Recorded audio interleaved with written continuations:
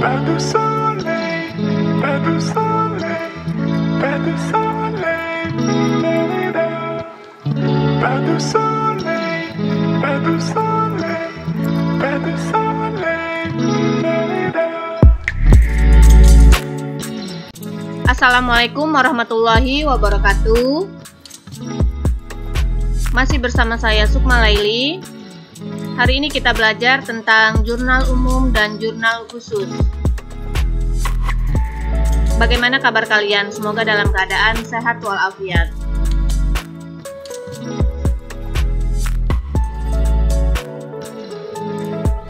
Sebelum memulai pelajaran, baiknya kita berdoa dahulu menurut agama dan kepercayaan masing-masing.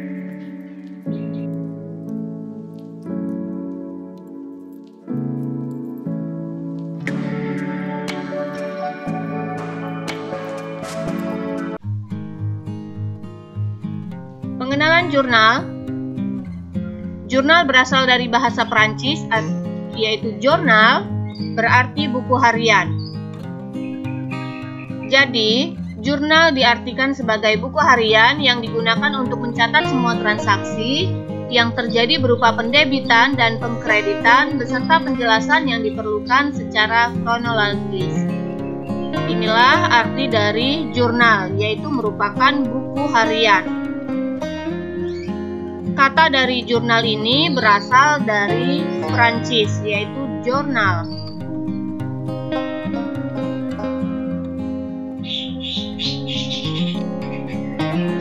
Jurnal merupakan catatan pertama setelah adanya bukti transaksi. Oleh karena itu, jurnal sering disebut dengan Books of Original Entry atau pencatatan pertama di dalam akuntansi, yaitu jurnal. Pencatatan transaksi di dalam jurnal disebut menjurnal atau journalizing. Jadi jurnal ini merupakan pencatatan pertama setelah adanya bukti transaksi dicatat ke dalam buku yang namanya jurnal. Pencatatan di sini atau transaksi di sini, jurnal disebut menjurnal atau journalizing.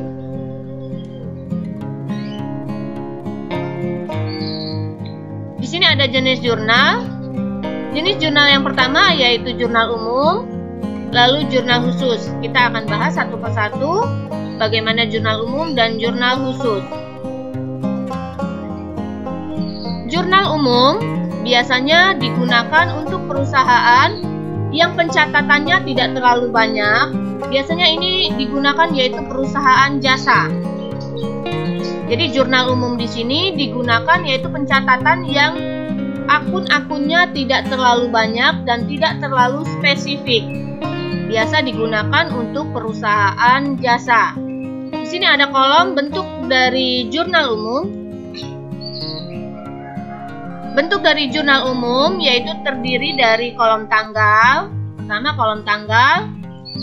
Kegunaan kolom tanggal di sini yaitu untuk mencatat tanggal transaksi, yaitu tahun dan bulan transaksi dan tanggal terjadinya transaksi setiap harinya. Lalu yang kedua, kolom yang kedua nomor bukti yaitu untuk mencatat nomor bukti transaksi. Kolom ketiga berisi keterangan.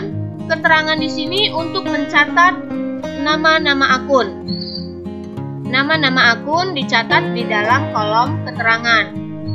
Lalu kolom yang keempat yaitu ref atau referensi. Biasanya kolom referensi di sini digunakan untuk mencatat nomor akun. Jadi ada nama akun dan nomor akun. Lalu ada yang kelima, kolom debit dan kolom kredit yang keenam. Kegunaan kolom debit dan kolom kredit di sini yaitu mencatat angka, jadi jumlahnya dicatat. Apabila di sebelah debit, maka kita tulis di sebelah debit jumlahnya. Dan apabila jumlahnya di sebelah kredit, maka kita catat di sebelah kredit. Untuk debit dan kredit di sini, apabila kita menjurnal, harus seimbang antara debit dan kredit. Jadi kita mencatat membuat akun 2, biasanya 2, akunnya 2 atau double entry. Double entry di sini yaitu mencatat kedua akun ada di debit dan di kredit. Apabila jumlah nominalnya di debit 1 juta, maka di kredit juga harus 1 juta. Jadi harus seimbang antara debit dan kredit yang biasa disebut dengan balance. Inilah bentuk dari jurnal umum.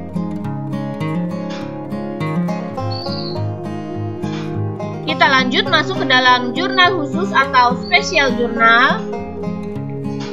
Bagian dari jurnal khusus atau spesial jurnal ada yang pertama jurnal pembelian atau purchase journal. Jurnal pembelian atau purchase journal di sini untuk mencatat transaksi pembelian secara kredit. Jadi jurnal khusus di sini biasanya digunakan untuk perusahaan dagang dan perusahaan manufaktur. Jurnal pembelian mencatat transaksi pembelian secara kredit. Jurnal yang kedua ada jurnal penjualan atau sales journal.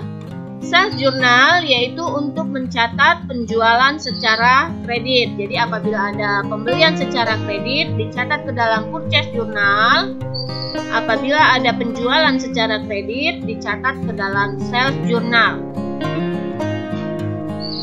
Lalu yang ketiga ada jurnal penerimaan kas atau cash receipt journal. Untuk cash receipt journal di sini kegunaannya yaitu untuk mencatat penerimaan kas.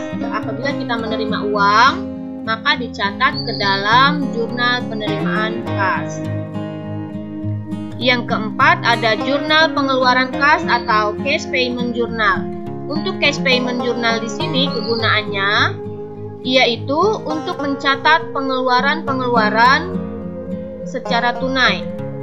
Contohnya pembayaran biaya-biaya. Apabila langsung dikeluarkan uangnya, maka dicatat ke dalam jurnal pengeluaran kas atau cash payment journal.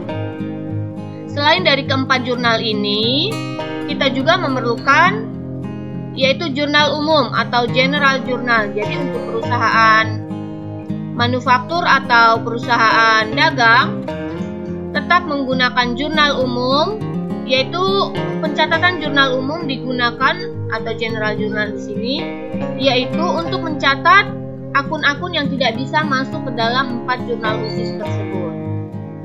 Inilah jurnal khusus atau spesial jurnal.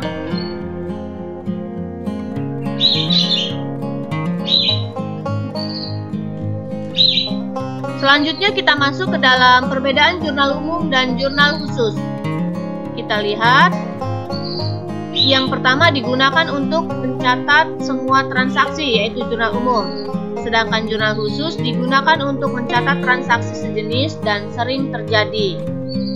Yang kedua, untuk jurnal umum bentuk buku harian dengan 2 lajur, sedangkan bentuk buku harian dengan banyak lajur jurnal khusus. Lalu yang ketiga, penulisan nama perkiraan pada waktu membuat jurnal dilakukan setiap saat, itu untuk jurnal umum. Lalu apabila untuk jurnal khusus, penulisan nama perkiraan tidak dilakukan setiap saat. Yang keempat, posting dilakukan setiap terjadi transaksi untuk jurnal umum, sedangkan jurnal khusus, posting dilakukan secara berkala, biasanya setiap akhir periode akuntansi atau akhir bulan. Dan yang terakhir yaitu apabila jurnal umum, pekerjaan pencatatan dapat dilakukan oleh 1 orang. Sedangkan jurnal khusus, pekerjaan pencatatan dapat dilakukan beberapa orang. Inilah perbedaan antara jurnal umum dan jurnal khusus. Sekian pembelajaran hari ini tentang jurnal umum dan jurnal khusus. Semoga bermanfaat. Terima kasih. Wassalamualaikum warahmatullahi wabarakatuh.